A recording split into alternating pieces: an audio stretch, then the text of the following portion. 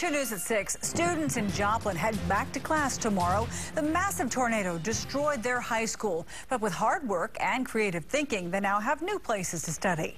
2 News reporter Marla Carter gives us a look inside. Faculty and staff are really paying tribute to the old high school while in the new one, like this bench, for example. It's carved out of one of the oak trees from the old school's grounds. It's where we normally hang out in the mornings. Senior Quentin Anderson is walking down the new Eagle Alley, a commons area, under the same sign that hung in the old high school. It's amazing the sign is intact, considering this is what's left of the old building.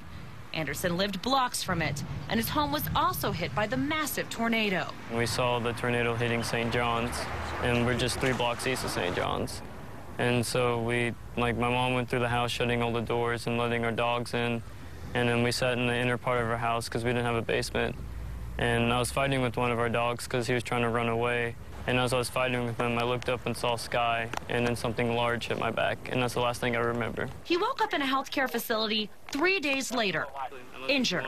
He had work done on his eye, 3 implanted devices in his back, and skin grafts on his legs. Up till I got my skin grafts, the tendon was still showing in my leg. But it's the wound that cut deeper that Quentin continues to heal from. The tornado took both of his parents' lives. When I'm just sitting around home alone or something is when I feel them. But he says if they were here, they'd tell him to hit the books. And that's just what he plans to do, with a pretty tough course load. AP Bio, AP Lit and Comp, and French 4. And he's impressed with the place he'll be learning in. After all, it was an old department store just 2 months ago. It was gutted. There was nothing. Now this future molecular microbiologist is ready to head back to class.